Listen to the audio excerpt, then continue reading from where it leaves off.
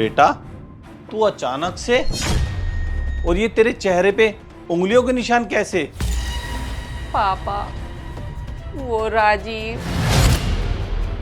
क्या दामाद जी ने तुझ पे हाथ उठाया? ये बता बात क्या हुई? बात तो कुछ भी नहीं थी पापा। बेटा तू बिल्कुल मत घबरा, ये बता दामाद जी ने तुझ पे हाथ क्यों उठाया? तू बैठ, मैं देख कर आता हूँ।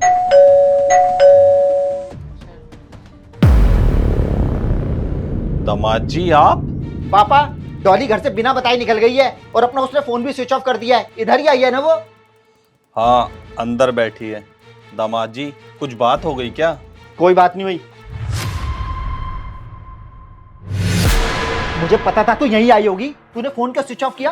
तू घर चल, तुझे तो मैं घर जाके अरे बताता हूँ। दामाद जी बात क्या हो गई, मुझे भी तो बताओ। क्यों? आपकी बेटी इतनी देर से आपके पास आके बैठी है, इसने अपनी राम कहानी आपको नहीं सुनाई क्या? मैंने अभी तक पापा को कुछ भी नहीं बताया। आप बहुत गुस्से में हो। आप घर जाओ, मैं शाम तक घर आ जाऊंगी। कोई शाम तक नहीं। तेरी हिम्मत कैसे होगी बिना बताए यहाँ आने की? तुझे अभी के अभी मेरे साथ चलना होगा। मैं आपको कह तो रही हूँ मैं शाम को आ जाऊंगी। पापा, आप ही कहो ना इनको कि अभी यहाँ से चले जाएं। बेटा चले तो ये जाएंगे, लेकिन आज तक तूने मुझे कुछ बताया ही नहीं। दामाद जी आप ही बताओ बात क्या है? पापा, ये हमारे घर का मामला है, आप बीच में ना ही आओ तो ही अच्छा है, समझ गए? मैं आपके आगे हाथ जोड़ती हूँ, आप पापा से इस तरीके से बात मत करो। वैसे ही मेरे पापा की तबीयत बहुत ज्यादा खराब रहती है।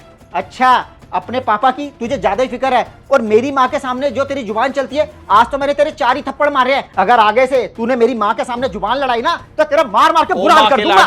बहुत हो गया तेरा। ये तेरी पत्नी और तेरी माँ की बहू बाद में है, पहले ये मेरी बेटी है।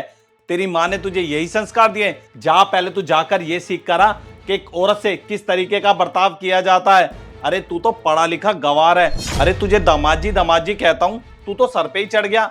और तू क्या कह रहा था? तूने मेरी बेटी के 4 थप्पड़ मारे हैं। अरे तूने मेरी बेटी को हाथ कैसे लगाया? मैंने अपनी बेटी को सारे संस्कार दिए, लेकिन ये संस्कार देना भूल गया कि कोई तुझे 4 मारे तो तू उसके 8 मारियो, कोई तुझे 1 गाली दे तो उसे 4 गाली दियो, ताकि वो आगे जाके ऐसी कोई हिम्मत ना कर सके। मैंने अपनी बेटी की शादी इसलिए की थी कि वो किसी के घर में जाकर घुट घुट के जिए और अपमान सहे।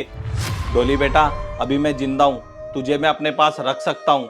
हाँ, कल को अगर मैं ना रहूं तो ऐसे घटिया इंसान की कोई भी हरकत सहने की कोई जरूरत नहीं है, चाहे तुझे अकेला रहना पड़े। अब तू खड़ा क्यों है? चल निकल मेरे घर से।